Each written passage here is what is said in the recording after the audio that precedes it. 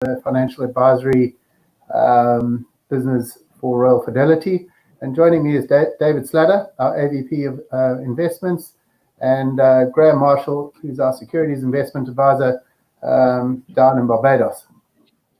So morning, gents, and thanks for joining us. And I think as we wait for a couple of people to log on to the live, I mean, I think a lot of us have done a fair amount of reading and watching around different theories of how COVID-19 might play out for the remainder of 2020. And certainly from what I can see, the one sort of unanimous theme that comes through from all of this is a theory or theme of uncertainty, and no one's really sure how this is going to play out. So the other element that's come to light recently is the different methods countries are using to start opening up their economies. I think all of the countries are feeling a huge amount of pressure over this, and what we've seen is a sort of tiered or phased approach of introducing industries back into the economy as cautiously as possible. But just to touch on what we're trying to get out of our webinar today is to try and reach out to our clients, not only our clients, but also anybody out there who's looking for some answers around investment solutions. Just to touch base, what you can do is put your questions down in the comments section below. And we've also added in that if you'd like one of our investment advisors to contact you, then just type in the number 1, and we'll get in touch with you over the next 24 hours to try and assist. So what I'm going to do is give a quick recap of what's been happening in the Bahamas and what our funds have been looking like. I'm going to then hand over to Graham to give us an update from Barbados, and then David Slater is going to give us an update on global equities and what's been happening around the world. So just to touch on the agenda, what I did is pull off an example of what we can learn from history of market crashes. Then going to touch on a few opportunities and tips of what we think is a suitable fund to have a look at. We'll then do a product offering summary as well as a fund analysis and a few of the latest allocations, and a quick touch on the competitor landscape. So if you have a look at the slide, and I'm just double checking, can you guys see the slide that I got up there? Yep, we're all good. So what you can see from this slide is I took off the last 3 biggest global market crashes, and that being in 1987, Black Monday, in 2001, post 9/11, the market crash after that, and then in 2008, the financial crisis and subprime lending. What's very interesting to note is that 2 of the last 3 market crashes, it took exactly 48 months for the market to 100% to recover to the highest level that it had previously reached. So I did a little bit of thinking and research around which one of our funds is most applicable to try and capitalize off learning about what's happened in the past. So what I'll now go to is a little bit of info on our international equities sub fund. What this fund offers is access to US equities without going through the central bank exchange, without getting central bank approval. So we have 36% in US equities. We have 26% in US value ETFs. You get access to the hedge fund strategies, as well as global equities, so non-US equities at 27%, which is largely based out of Europe and Asia. So I remind you again, if you want to know a little bit more about how this fund works, just type in a number 1 in the comments section below, and we will get in touch with you within the next 24 hours. But certainly, from our point of view, a fund that is well positioned to capitalize off where the market is currently sitting. Okay, to move on to a quick summary of the products and services that Royal Fidelity offer, I think it's always useful to do a recap on the various options that we have. So we have six different risk profile mutual funds. So that means a person who has a very conservative risk profiling all the way through to 100% equity fund. We offer pension plans, both group and personal. We offer education investment accounts. So any sort of families looking to put plans together to ensure that kids can get off to boarding schools and universities. We offer personal retirement accounts. There are investment management accounts, which is building your own portfolio with the talents of David Slatter. And we have our brokerage services as well as trust and estate planning. So what I thought I would do is quickly go through what the allocations look like in our three sort of flagship funds. So our Prime Income Fund has really been a fantastic, solid, safe haven for clients for the last minimum 15 years. It's always done in between 4.5% and 5.5%. It's made up of corporate bonds and preference shares, as well as government bonds, small allocation of mutual funds, and a little bit of cash.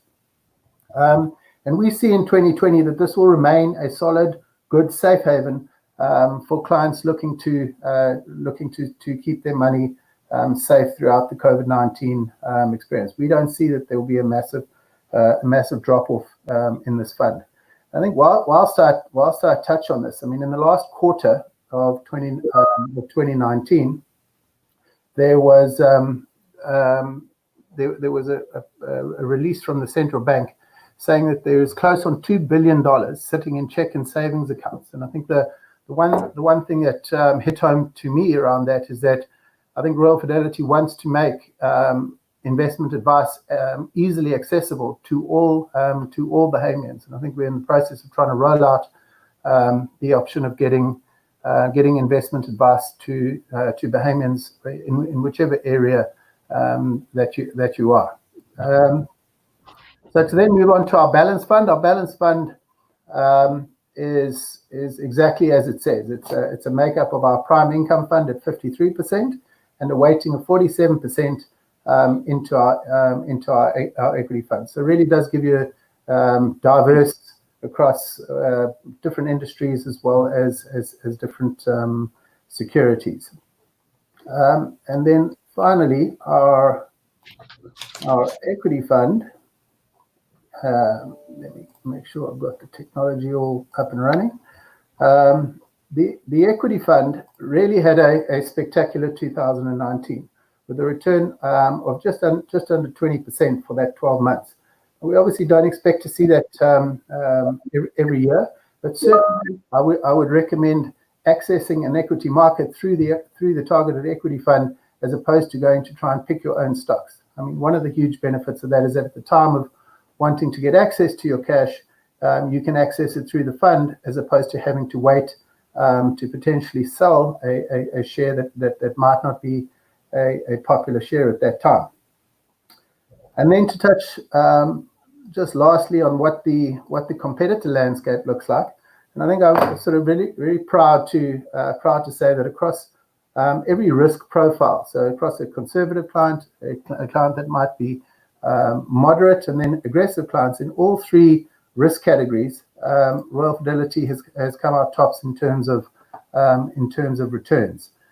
So we're very confident that that from an investment advice point of view, that we can assist and get you into the right fund that's suitable for your needs. So that's a quick snapshot of the Bahamas landscape. So what I'm going to do is hand over to Graham to give us a bit of an update in Barbados. But again, if you're just dialing into the live stream now, and you have a few questions that you want to ask, I remind you just to put the questions in the comment section, and they'll be filtered through to us to try and assist you. So over to you there, Graham. Thank you. And just one point to make on David's remark about putting the number 1 if you want us to reach out. If you can distinguish between Barbados or Bahamas, it'll make it easier for us to reach out to you. I'm going to start my brief presentation now. Good morning, everyone. My name is Graham. I'm the investment advisor for Royal Fidelity here in Barbados, and I deal with our mutual funds. We also have 3 funds, similar to Bahamas in style, but different portfolios. We've all seen on the news daily what COVID-19 has done to markets globally, and it's imperative to remember that this is not the first or last crisis to hit the market. I'm going to start with our growth fund, the strategic growth fund, which is our equity fund. It's the more aggressive style of the 3 funds. This was negatively impacted in March due to COVID-19. About 60% of the fund is invested into US investments. Specifically, 55% is in our international opportunities fund and 5% is in our hedge strategies fund, which my colleague David Slatter will speak on to in more detail when he speaks on the global equities.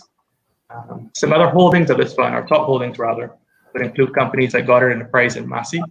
These companies are well diversified throughout the region. And even though some of their subsidiaries will be negatively impacted in the short term, their strong balance sheet should well position them for when the climate improves. We also have companies like Sagicor, First Caribbean, ICBL, National Commercial Bank of Jamaica in our portfolios. These companies are strong, been around for a long time, and we expect them to be able to endure the difficult time in the economy right now. This type of fund, especially in this time, you can expect it to remain volatile throughout the year as the pandemic unfolds. It appears as though April would be a bit better than March, but we still have a couple of days left of the month, so we'll have to wait and see how that unfolds. It's imperative to remember what David also mentioned earlier. After every market crash, there's always recovery. And to be clear, time in the market is mostly a guessing game. Everybody wants to get in when it bottoms out, but quite frankly, nobody knows when it bottoms out. So if you are interested in investing in equities, you have to buy in along the way. And you have to be comfortable knowing that there may be losses in the short term as you go along the ride. If that scares you, the next fund, the income fund or the premium income fund, is our most conservative of the 3 funds. It's a fixed income style fund. This was not affected in March due to COVID-19 and has a positive return for the year. This fund has had a positive return every year since inception, besides 2018 when we had the debt exchange or the debt restructure. About a third of this fund is in our US dollar targeted income fund, which David will also address more shortly. The fund is largely made up of private bonds from reputable companies such as Williams Industries here in Barbados and Cape Shepherd. Again, these are reputable companies that have been around for a long time and we're comfortable they can cover their securities. We also do have some of the new government bonds, specifically Series B and D in our portfolio. These now, and the US bonds too as well, sorry. And these mature over 10, 15 plus years. So there's no immediate big principal payment date for the government. So I'm comfortable. In Barbados, it's 0.01 at most % of the savings account. So this may be a good alternative to put some of your funds to get some interest for the future. And lastly, I want to speak on our balance fund. This is actually the first mutual fund in Barbados since the late 80s. This fund sits in the middle of the 2 funds. I would have shared half the loss of the strategic growth fund. The fund holds 50% in the fixed income portfolio and 50% in the equity portfolio, offering a nice middle ground between these 2 styles of funds. It's perfectly suited for those who want to get a bit of exposure of both types of funds. To help put things in context, I mean, markets are, especially for March, and we'll see how the rest of the year goes, have been quite poor. But this fund has been around for over 30 years and has had an average annual return of over 40%. So yes, it would have negative years, but in the long run, this fund has done well in its 30 plus years in existence. Key takeaways I want to go with any of our funds, whether it's Bahamas or Barbados, would be that investing should be for the long term. You have to have patience. You will see more ups and downs. This is not the first and definitely not the last market collapse. It's always good to diversify your investments. Don't put all your eggs in one basket. And by going to any of the 3 funds, you're not investing in one security or one company. You have a large portfolio to help support your investment. And lastly, and probably the most important, is the earlier start, the more you put aside, the greater benefit you would have in the long run from these investments. And I think that's it. Back to you, David Vio.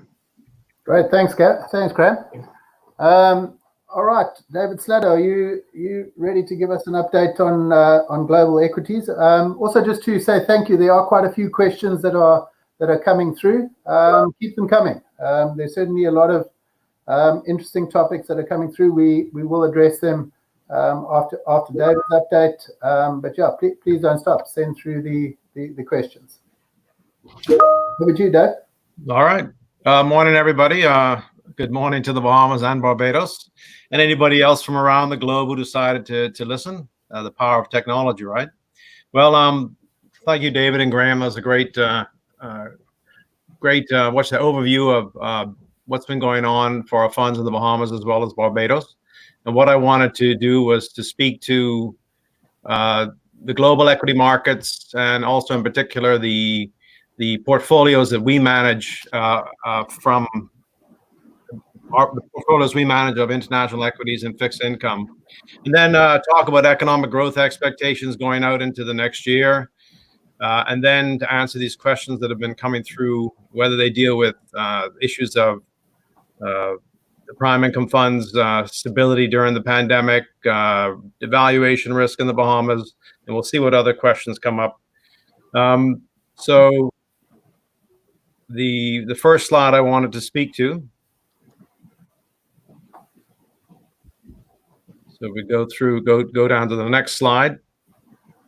So let's look at the international portfolios that we manage, that we oversee. So there's 8 in total. The very first one, this is our fixed income portfolio, and you can see the year to date. This is for the first quarter of 2020. That portfolio is up 2.4%, and the benchmark that it tracks is 2.4%. So it's in line with what we'd expect to occur. So if you look to the far right, you'll see whether or not a given portfolio is outperforming or underperforming versus the benchmark. The next, we look at our U.S. large cap growth portfolio. As you can see, down 13.1% year to date versus the benchmark was down 14. The same with the line, the blue chip equity, similar story, down 13.75 versus the benchmark down 14. So both of those portfolios are U.S. based, and they've and focusing on capital growth strategies, and they've slightly outperformed the respective benchmarks. Now, if we look at the value fund, this is also a U.S. fund. It's down 24% year to date versus the benchmark is down 26%. Now, one thing to bear in mind, this is as at the end of March, and if we were to look at what's happened year to date, in February of this year, the S&P 500 will use that as our proxy for U.S. markets and also global markets. It was up around over 3,300. That was the value of the fund. And then in February, of course, the whole COVID-19 pandemic hit the markets, and that particular index dropped by 34% by around the third week of March.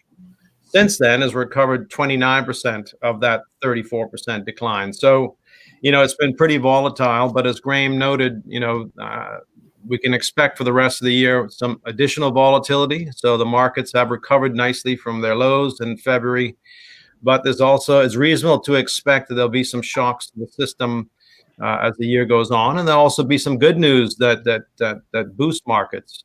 So if the reopening of economies doesn't occur as planned and there's some setbacks, obviously the markets will react negatively. But if, for example, a treatment is discovered or a viable treatment is discovered, that'll be positive for the markets. So there's going to be some volatility during the remainder of the year.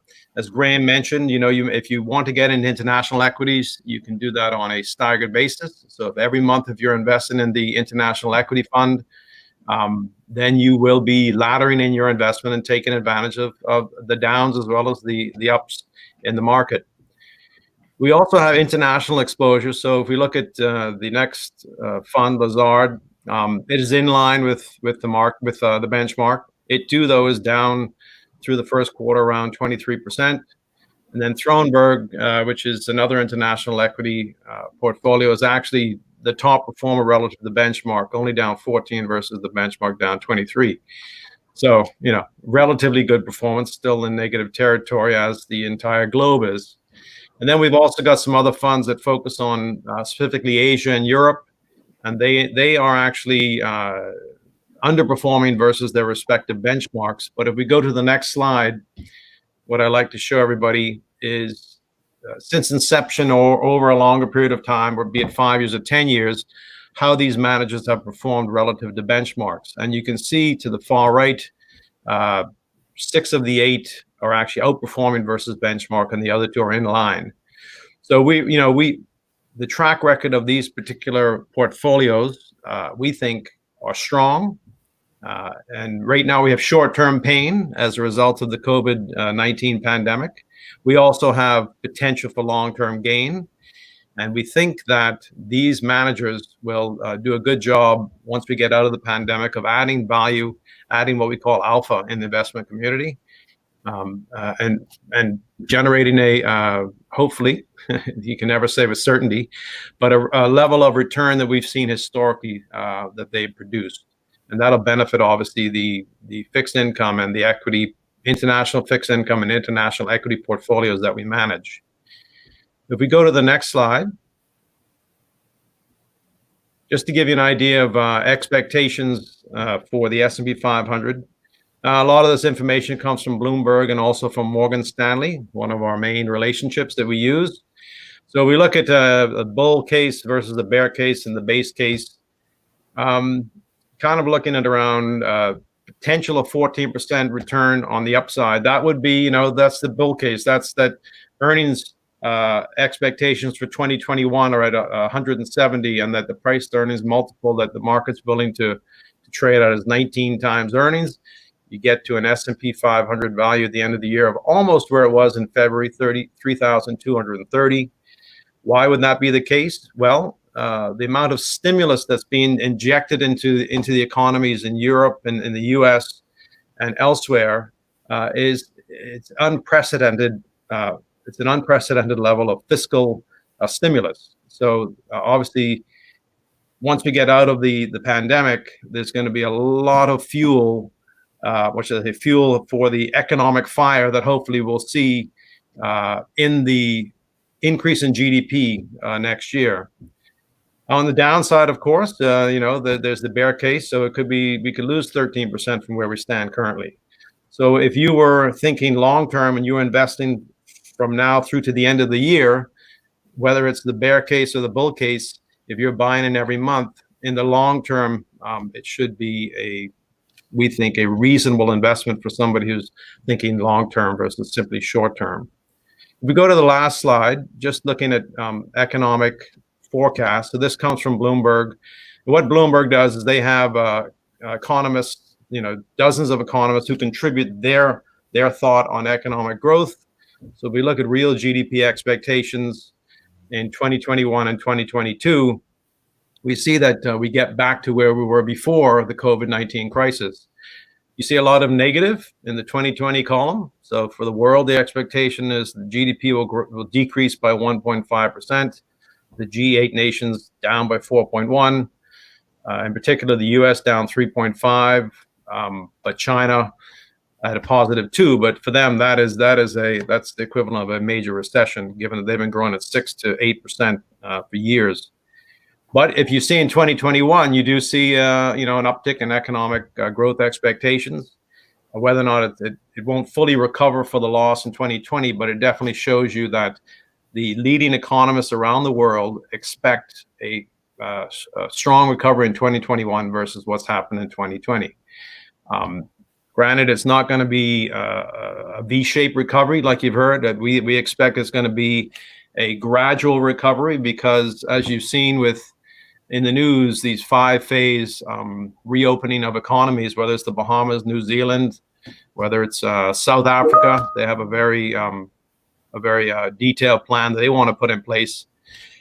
You make 2 steps forward, but you may have to make 1 step back if the virus, which sets the timeline, reemerges. So it's going to be a staggered process, but eventually we will get out of this, and the expectations are at the end of this year and into 2021, we will be not back to normal. It'll be a new normal, but it'll be closer to what we considered normal. A couple questions that came up. Somebody asked about the pandemic's impact on the prime income fund. The prime income fund here in the Bahamas is very stable, and it's a nice, boring portfolio of fixed income investments. It's been around since 1999. It's averaged over 5% a year since then. Last year was up 5.2%. So we don't see the pandemic really having a material impact on the prime income fund and its return. We don't see that the exposures we have, either the companies have a lot of cash in the balance sheet, or they're actually going to be able to, and we think they'll be able to weather this downturn rather well. So we're confident about the prime income fund's performance and its ability to handle the pandemic. Devaluation risk. The Bahamas has at the end of February, we had over $2 billion in foreign reserves. We still have access to international capital markets if we need to borrow US dollars.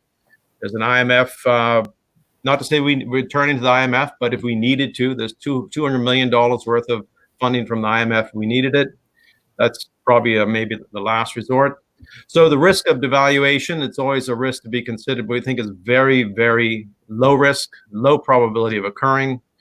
If you feel that's a risk you need to hedge, the funds we talked about are perfect. The International Equity Fund and the fixed income funds allow Bahamians to take their B dollars, invest it in US dollars, have US dollar exposure. So if there was a devaluation, you would not be impacted. Your investment would be hedged against that. So if that's a risk that concerns you, this is the way to hedge against that risk. And I think somebody had a question about the performance of the fixed income and equity portfolios externally, and I covered that earlier. So yes, in March, the equity side got beat up. It's since recovered somewhat in April, rather nicely. On the fixed income side, we're still in positive territory, 2.4% year to date. And that's kind of expected as people, there's a flight to quality. And a lot of that is a flight to U.S. Treasuries, U.S. bonds. And that portfolio has benefited from that flight to quality. So, Dave, there was another question that came in from Lily May. She understands that the market is falling daily, and she wants to know what should she be doing. Well, I think if you saw, we talked about the markets in the U.S. Actually, they were falling daily, but they've also been rising quite often as well. And we've had a very strong recovery from the bottom. So as I mentioned, from the low in March, it's up 29%. This would be the S&P 500. Still down year to date, around 14%, no, 11% year to date. But to a great extent, U.S. Global equity markets have, I wouldn't say stabilized, but well, there's no doubt that the steady decline has ceased. There's been some recovery. Now kind of going sideways. That said, there's still risks that you could have, shocks to the system. But we think some of those shocks will be negative and some will be positive. And over the course of the year, you'll start to see the markets definitely start to have more normal patterns to them, normal trends. Great. Tanika, you've come through and wants to know, how do you add to your mutual funds? If you put the number 1 there, we'll contact you within the next 24 hours. Let's have another look here. Graham, there's one that came in for you. Somebody in Trinidad wants to know the likelihood of the shutdown affecting Barbados government making interest payments on their bonds. Okay, so in 2018 we had the debt restructuring, which actually put us in a better position now than we would have been then, thankfully. So we went on to an IMF program, we did the debt restructuring. Which I mentioned in my presentation, would have put the payments that would have been due in 2020, 2021, and 2022, would have put a lot of pressure on government. So now those are deferred to 10 years, 15 years, in some cases up to 2045.